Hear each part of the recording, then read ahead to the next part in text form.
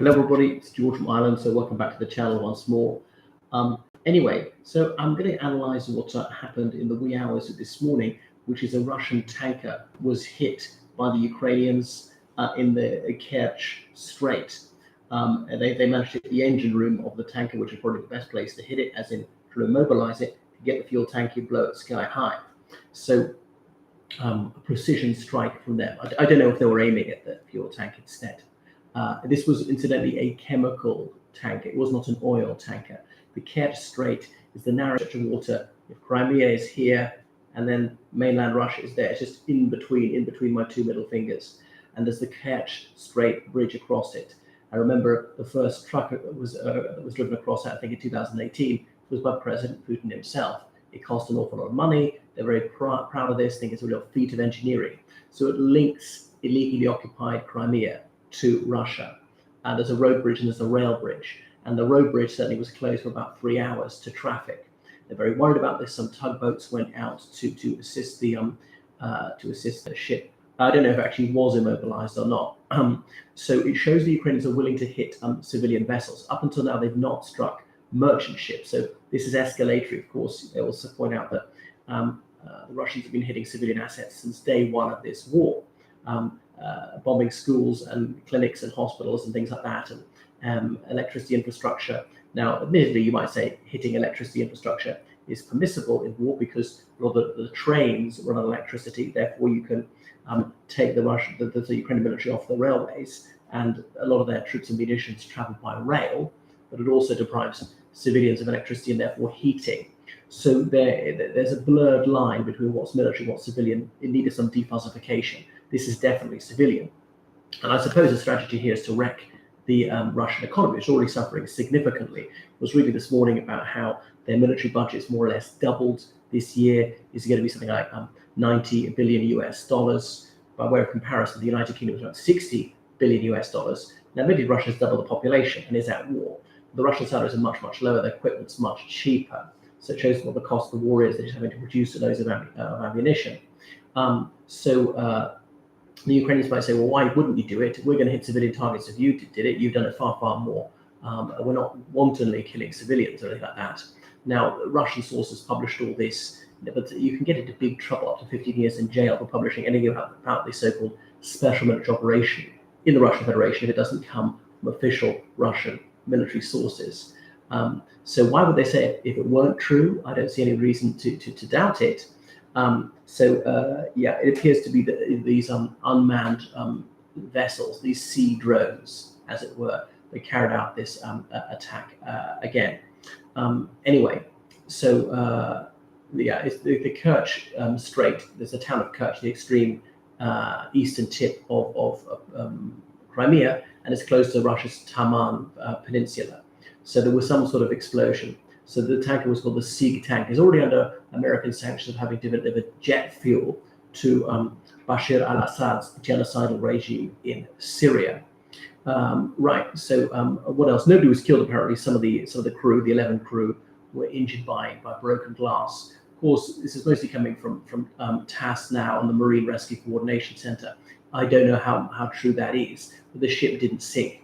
But this was actually a rather reckless move by the Ukrainians, because if that ship had sunk and all the chemicals had leaked, I don't know what damage it would have done to the ecological system. It could have been catastrophic. Could have killed a lot of marine life. Might have been comparable to an oil slick. Are they lashing out? They might have hacked off their other Black Sea neighbors, the other countries of the littoral on the Black Sea, of course, Romania, Bulgaria, Turkey, and Georgia. Now, Romania, Bulgaria, and Turkey are all members of NATO. Bulgaria and Romania also members of the European Union, and they're arming and funding the Ukrainians and playing host to at least tens of thousands of Ukrainian refugees. I see Ukrainian cars all over Bulgaria. So the vessel has supposedly been towed into port. So it means that commerce is going to be much more difficult for Russia in the Black Sea. They know that their ships are in danger, and they ship a lot of their goods out via the Black Sea and via the Bosphorus, which is that waterway that flows through Istanbul, Turkey. And so as the Black Sea has been effectively closed to Ukrainian trade, it may well be closed to Russian trade as well. And that is a major headache.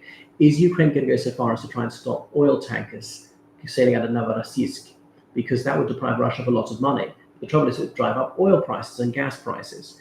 And Ukraine's Western backers, they don't want to pay even more for oil and gas than they already are. I mean, it was eye-wateringly expensive about a year and a half ago. It has come down considerably, but it could push it back up. But Ukraine might say, well, this is the only way to defeat Russia, defeat them financially. As often said, in summer 2024 will come to crunch time, and there might be a bit of a balance of payments crisis in Russia. Is also the time that the Republican Party in the United States, and indeed the Democrats, are going to nominate their presidential candidate. Of course, the Democrats is almost certainly going to be Joe Biden. If he's alive, then I'm going to give him about a 95% chance of being alive. The Republicans, it looks is likely to be Trump. Is he going to be alive then? I give him maybe a 90% chance of still being alive. And then what's the outcome of the 2024 election in the United States? If it's Biden, presumably continue the same policy. If it's Trump, probably reduce aid at least. The other wild card is this Ukrainian counteroffensive going to succeed? And by succeed, I mean getting to the Sea of Azov and holding it, because that's what they appear to be aiming at. They've made most ground down in the direction of Mariupol, but they've only gone for about 10 miles in 2 months, about 100 miles left to go. And at this rate, but there's no way to close it in 3.5 months, they were going ahead 20 miles at best, leaving another 80 miles to the sea. Now, things could change. They could have a sudden breakthrough. There could be a rout the Russians. The Ukrainians might commit all their forces to one drive, and they might actually make it.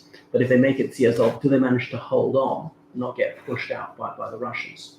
That's it. Another thing we've learned from this war is the Russian army is fairly rubbish at attacking, but actually rather good at defending, and maybe getting better. So it's increasingly difficult for the Ukrainians to make serious headway.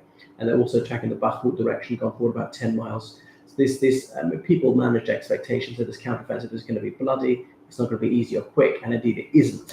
But it's maybe been even less successful than people were led to anticipate.